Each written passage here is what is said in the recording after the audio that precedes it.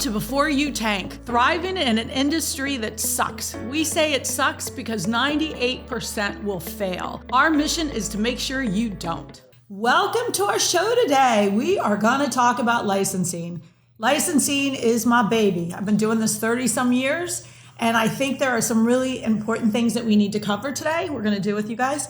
One is I just want to start by saying that licensing is tough. There's no doubt about it, but it's getting done and done often. I have this debate, you guys, a lot lately where they're like, no, you have to manufacture, you have to produce it because you can't get licensing deals. And that is not true. So I want to teach people that are like most of my clients who are like, I don't have the time to manufacture a product. I don't have the expense to manufacture a product. And I certainly can't do it as well as the best players in the industry are. And so I want everyone to learn today those steps, right? That make it really fun and really simple for you to do.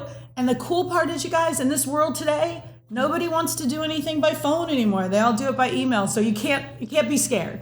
Okay? So let's go out, let's get started. Let's talk about first, I think the first thing that I would like to cover is what you need in order to get a licensing deal.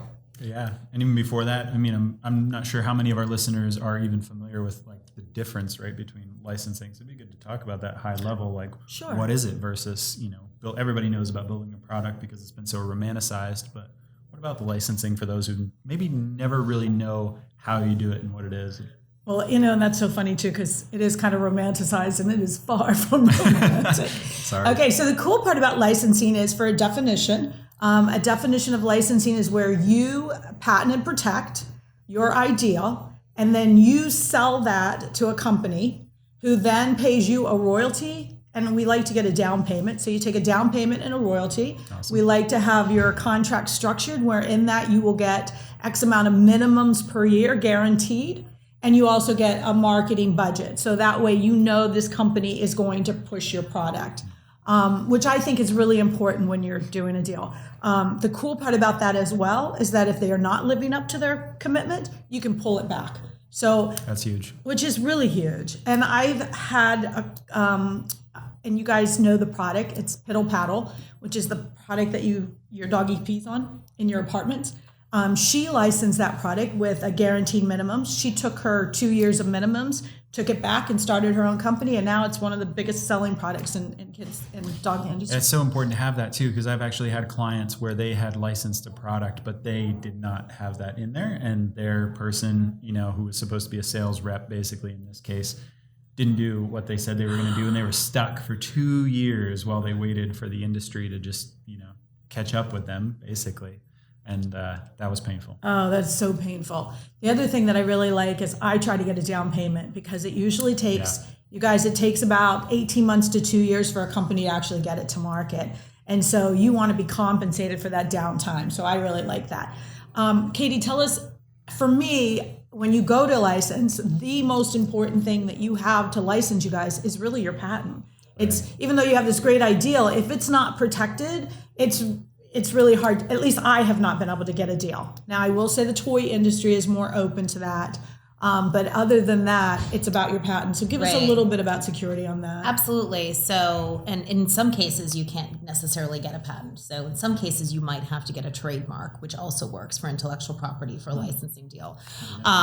Because if the product does not have functionality, you might have to go the trademark route. But companies will still look at that and see that as valuable and very valid intellectual property because it is. And I just saw that. I think I called you about that. You guys, I saw somewhere where a company was saying that you cannot submit your product to us unless you have a patent or a trademark. Correct. Which makes me really excited because they treat that as a real asset, Correct. which I didn't know Absolutely. that before. So that's because really there could cool. be, in some cases, maybe a dog toy or a stuffed animal that has absolutely no functionality whatsoever. And in that case, you would just get a trademark. Cool. Yes. Cool. Which means that somebody will pay money Correct. now for that ideal. Correct. And the other piece that I would say is, really, if you can, if you're creating a product, you're in the early stages, or even if you aren't, when you're creating your intellectual property and your utility patent, you want to make sure that the claims are really solid. And it has a bunch of different ways that it could potentially be used. So it just really creates value for the company that is licensing that product. Cool. So they might pick up your product over another one because your product can do XYZ more so than this other product. Which is huge. Because you guys, that's Yes. really what, I know in my world, that's what I'm selling, is Right. that patent. The other thing that I found that is really, really helpful when you go to do a licensing deal is you guys, you don't need a major, perfect to market prototype, but you do want to prove concept. Right. So you guys, and I've sold products literally off of paper, but it's because an engineer can easily tell, oh yeah, this can be made, this is easy, it can be done. So if you have a product that any smart engineer can figure out and your patent is protecting it, then you probably don't need to prove concept. But if you don't have that and you have to prove concept, they are going to want that. So you do have to have some form of proof of concept. Did you find that in the case with your people then? Yeah, definitely. And especially with, in terms of that complexity element, right? We talk a lot about products that have some functionality, have some utility, but understanding what level of complexity product you have, and that's why having a good trusted product developer up front is very important, right? But in the case of a product you're saying, right, where, hey, maybe it doesn't actually have to be, all this technical engineering to show what it does or the uniqueness of it. Sometimes you can get away with that simple render, kind of a nice, drawing of it as opposed to like a full-on proof of concept. Yeah, and I was thinking of an example. We did a gas cap, and it was drawn so well in the patent, it was not hard. You didn't have to explain it. So the number two thing after, well, I should say three, right? First, you have to have a patent because that's really what you're selling. And then number two is you want to prove your concept. You want to make sure that if somebody asks you, can this really be done? You have a way to prove that. And then number three is what I live off of, which is your sell sheet.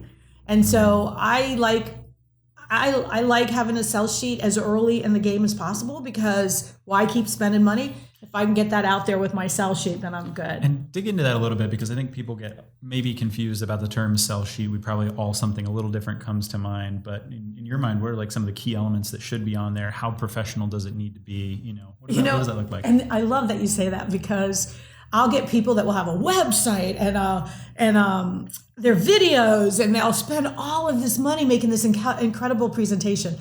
You guys, anybody who's looking to take your product, you guys, you have 2 seconds to catch their attention, even if I can even get them to open an email. And so for me, a sell sheet has an image so I can look at it in 1 quick second and say, slick. I totally get what you've got. And then maybe like bulleted points of, the features or something that makes it stand out. I personally like to use the approach where less is best. I also like my verbiage in my email to get you excited to want to see what I have. And I want to stand out. I want you to be different than what everybody else is doing. And so for me, I want to hook you, but I want them to need to call me.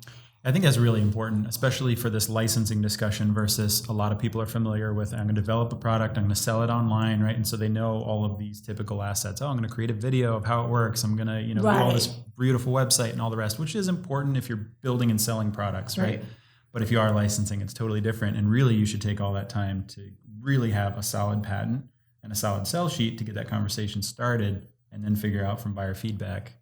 I agree. And Katie, don't you agree that if we do a provisional patent, absolutely, then they can save the money? Yes. And then you get a year to go ahead and get that feedback. Exactly. So you have a chance now to start with a provisional patent, which is your minimal investment, which if you if you look it up or tune into somewhere else, like Katie has the Inventors Club for Women, you'll find on her site, we have startups, sprint weekends where you can learn how to get your own, file your own. You can do it for $65. So you got a $65 investment and a $100 sell sheet before without having to build a product, you could get somebody interested in licensing.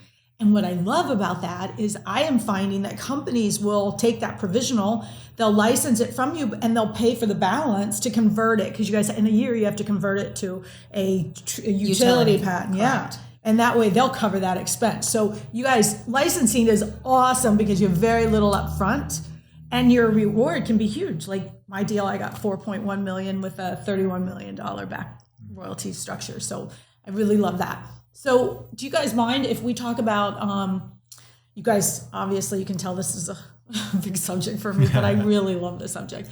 I want to talk a little bit about how you guys, people out there can find the companies that they're looking for in order to get a licensing deal. And so I want to clarify who their target market is. Okay. And so having said that, I think you guys know what I'm thinking, but I see this happen. I have a woman who came to me who's brilliant. She's in sales industry. She had a shower curtain that was shaped like a tent. And so she was all excited and she went out to tent makers, manufacturers of tents, thinking that she was going to sell this idea. And she finally calls me back and she said, Luann, I finally got a hold of one of the tent makers who said, I love your idea, but we make tents, not shower curtains. Right? And so she's really brilliant. And it was like a duh moment for her because she's like, Luann, I didn't even get that the distributors they work with, the buyers they work with are all in the shower curtain industry and not in the tent industry. And so that is huge in understanding who your customer is. You guys, I think another way to attack that is to also understand that most of the time it's a manufacturer, right? You guys, it is not a retailer, because I'll get people, I know you get this, Katie, I'll get people that will call and they'll say, I have this great idea and I want to license it to Target, or I want to license it to Walmart, or I want to license it to some big retailer. Yeah. And you guys, it has changed a little bit in the last few years where they have their own brands now, and they will look at product for licensing, but that is not the norm. So when you have to identify from, like you said, where you have your clients come in and they've got it branded and they've got the videos and they're manufacturing it, because they're going to have a finished product.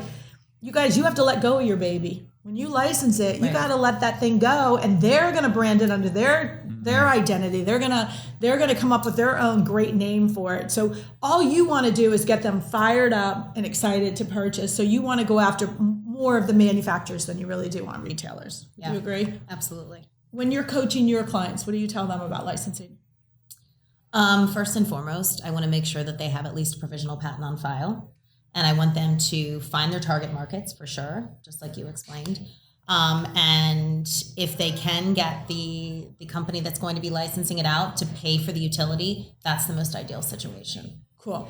Another trick that I'm going to teach you guys on how to find, at least has always worked really, really well for me. When I started, I'm a dinosaur. So when I started, I had to go to the library and I had to look up companies, right? You guys, seriously, I had to look up companies, and you had to call what I call the gatekeeper, and you had to figure out who inside would be the correct person to talk to. And I think even back then, they didn't have these submission opportunities like you see everywhere, right? Yeah. So they have a department, or they have a legal department, or they have something. Back then, that was all made up. And so what I would do, and it still works really effectively, is I would go to trade associations. Because I swear to God, you guys, you can find a trade association for everything. I mean, you name it, pet products, dog products. I mean, research anything, toys, everybody has a trade association. So what I like to do is with the trade association, it will talk about trends, like who's going with what. Because you're looking in your mind, you're trying to think, like, who's going to win if they get my product? It's not about you winning. It's about what are they going to win if they partner with me to get their product. So if you're doing trade association stuff, you guys, sometimes they'll tell you like who's the top players, how much percentage they own in the market. Those are really, really great stats. And so now and I use this on like my pantyhose pack is my best story, but there were only 5. And Sara Lee owned 51% of the market, and then the other 4 shared it. So they owned the pantyhose. So I knew I wanted Sara Lee, but I always started down here testing on the guy who had the littlest, because then if I made a mistake in my verbiage, or maybe they taught me some competition, I would know what I was going to say when I really went and got to pitch to Sara Lee. And I know it works, you guys, because they offered us $2 million cash. So I know my strategy works. But the other cool part is that you get to learn trends. And so if you look at publications, I like to call distributors in that industry. I've called a distributor before and said, hey, I have this really cool handcuff that, when you go to, when somebody would try to sneak and get out of it, it would sing. So it would let the cops know that it's there. And my distributor was like, God, that's amazing. We don't carry that. How did you find that? And I said, I just happen to know who has it. And they put me on hold and came back and said, contact these 2 people. Peerless and Smith & Wesson, and they gave me contacts. Yeah. So, that's like That's gold. Yeah, when you absolutely. get referred by a distributor to call. So you can use that and say, hey, I was just talking to so-and-so at so-and-so, and they thought you might be interested in this product. You're going to get attention. So I love using that. That's huge. I mean, even today, right? Because we feel like everything's more connected because you can look anything up online. But in reality, right, the gatekeeper still exists. It just looks like a form on a website, right? And it goes to somebody's inbox who checks it once a week and you never hear from anybody. So like getting in contact with like real people, that's huge, especially for the kind of deals you're trying to make. That is huge that you say that, because I do think we're all misled a little bit about that submission. Like, you're right. There's still people behind that, because you guys, I keep hearing this more and more. Our younger generation wants email only. You know, our younger buyers do email only, but you guys, they're still there behind it. So your job is to get behind there. So I really like that. I do want to say something, because you brought that up. When you see an online submission form, you have to read that, because you guys, there are tool companies that literally, if you submit their ideal to them, there's one, and I'm not going to share the name, but what you get for offering that ideal is a cap with their name on it. And if you agree, then you've just given it away for that. No money, no negotiation. That's huge. It happens a lot, actually. It comes up a lot with our inventors, for sure. Do they go through the process and then some of them have, and then we've tried to work our way around some of the things, but you definitely need to get an attorney involved if you do submit a form like that. You want to make sure that your best case scenario is to have an attorney look at it before you go ahead and submit anything along those lines. Don't submit that. And it also really goes back into making sure you have the provisional. The provisional is written in such a way that it's going to cover everything basically within that 1 year. So if any other company shows up within that 1 year, even any private independent innovator shows up within that 1 year, that provisional is written in such a way that it covers XYZ. So it's almost invented 6 different ways. Right. So the easiest way to explain it, really. Yeah. So that when you go to convert that, hopefully you will be covered. And an experience like that might even be covered long term. That would be huge, because I think it's so easy to think, I'm just going to submit here. Because I have an inventor now. It's like there's 7 companies again, and I'm like 5 of them I would never even submit. Now, sometimes you'll get in the door and somebody in there will say, look, you have to go through legal, because they will want to see your patent and things like that. That's a whole different approach. You just don't want to give away your deal. But even in that sense, if their legal team is looking at it, that's not like your legal team looking at it. It's a whole different ballgame. So you really want to make sure that you're at least advising with a patent attorney, one that understands and fully gets how the patent has been prosecuted. That's so important, I think that's really right? Because it's like, we'll have our lawyer look at it. We'll use our form. We'll use our contract, but they're not going to be for you. Exactly. You really need to keep that in mind. I hate to say it this way, but it's kind of like the insurance company, right? They're either they don't really work for you. Exactly. So, for sure. Okay, but you guys, in the real world, you have to do some of that, or you won't ever get that company to look at it. No, absolutely. So that's why. Agree. Yeah, okay, so I want everybody to understand 1,000%. Yes, you don't want to be overly paranoid. You just want to make sure that you're covering the bases that you need to cover on your end. So do your due diligence. Work with a patent attorney when it makes sense to do so. We don't want you overpaying for things that you don't need to overpay for, but when it makes sense to consult with an attorney that can maybe see things that you're not going to see, definitely do that, because you didn't work this hard for that. Yeah, exactly. Don't be paranoid, but just work with somebody you trust and know what things you can and can't share when, and you're good to go, Absolutely. right? So Exactly. you just don't have to worry about it. So on that note, then I think this advice will be really good advice. So you've gone to your trade associations, you've gone to your publications, you've talked to distributors, and now you know who your target is. You know that I want to be inside A, B, and C company. Okay, so now I want you to go to LinkedIn, and I want you to look up that company and start Googling the VP of sales or the VP of product development. Because I want you to still go directly to them and not the submission form. And some submission forms are safe. Toy companies are pretty safe, but other ones, just assume they're off limits for you right now, that you don't want to go that process because that you're not as protected.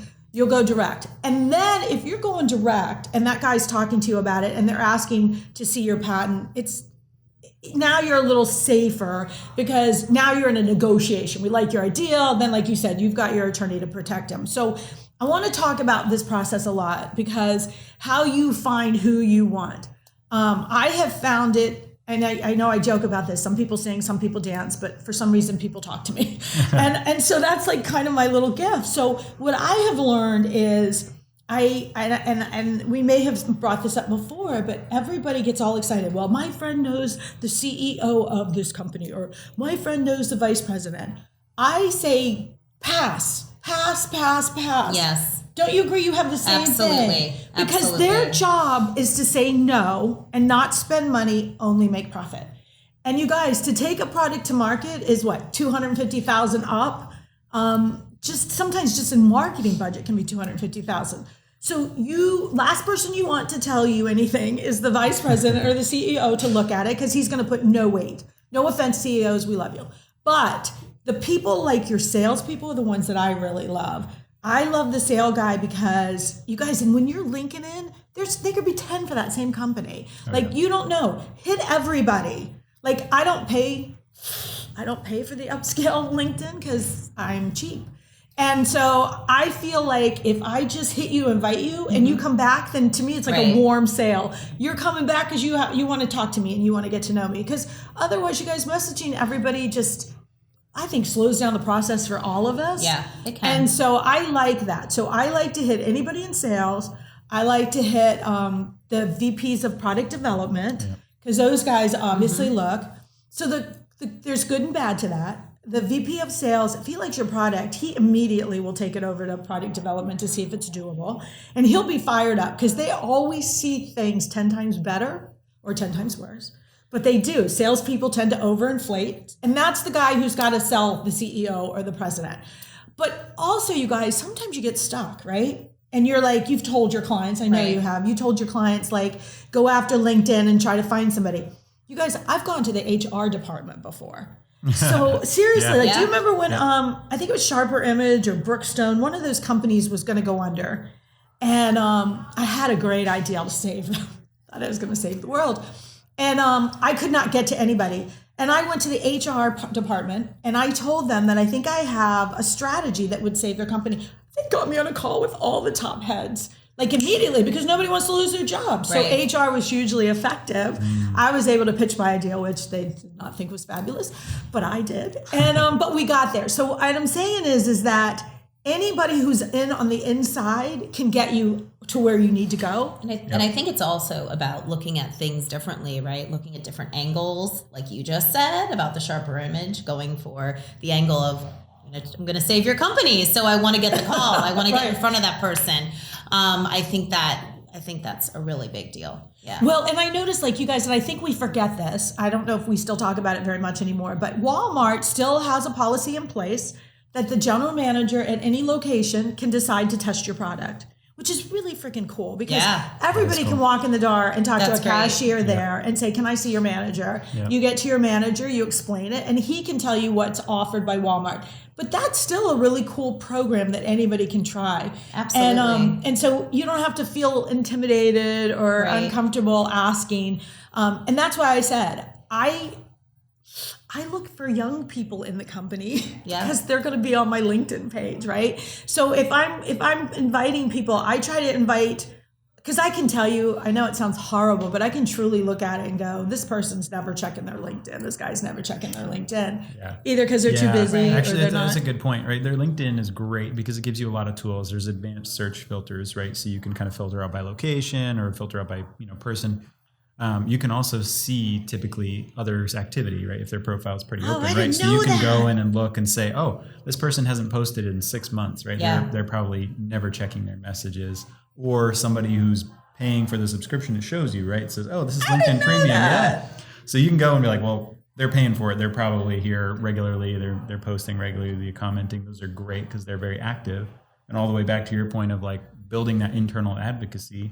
If you get the HR department or the salesperson and they like what you have, well, now you've got an internal advocate. So I love that. That's great. And you guys, That's as great. a trick, even though we're talking licensing, that works really well with buyers, because if you can get an assistant buyer, they're young, they're eager, they're learning, and they're checking LinkedIn. So you get an assistant buyer to like it, she's going to give it to or he's going to give it to his boss, and you're in the door that way. So I think we've kind of taught you the tricks and the tools to use you to get you to the right people. I think the most important thing that I really want people to get out of this understanding licensing is that, first of all, you can go after licensing deals by yourself. There are companies that are still doing it. Make sure you have the provisional protection. Get yourself a really good, solid sell sheet, and then understand who your target market is. Stay on target to the fact that you're thinking, if I give this to this company, they're going to take good care of my baby and create something. Let go that it's yours. All you're trying to do is say, I found a baby and I need you to raise it. So if you can keep that mentality, it's great. And then the best people to go after are your sales and your product development people. So I think if you can say that, I want you guys to keep it concise so that you really get something out of this. I think to build on that, the tip would be, when you go to do that, whether it's a salesperson, know whose day you're going to make a little better, know whose life you're making easier, because then when you bring that pitch to them, if you're helping them, they're going to help you, right? Just by nature. That's exactly it. If you're bringing, and they need products, you guys. They truly solve their problem, and it opens a door for you. Exactly. What's your tip for the day? I would say if you're still in the product development phase, create something that's going to add value. Yeah. Something that is really going to attract the companies, and then get your provisional patent, and then go ahead and convert to the utility, or get the company to convert for you. So when you're saying your added feature, which we have now learned in the last few years, that the products that are doing the best, it used to be home runs, but now products that do the best is a better improved. Yeah. Because you've already got a loyal client, you don't have to retrain them, Correct. The customer to like it. So what you're saying is create the better widget. Yep. Make sure that yours has better in value. I love that. I think my tip for the day is I want you to be creative. I want you to create an approach that is outside of the norm, because anytime you go knocking on a front door, and I have this great analogy, if I knock on the front door and I come to your house every week to sell you something, you're going to hide in the kitchen. Oh, good God, let her leave, right? You're like, get away.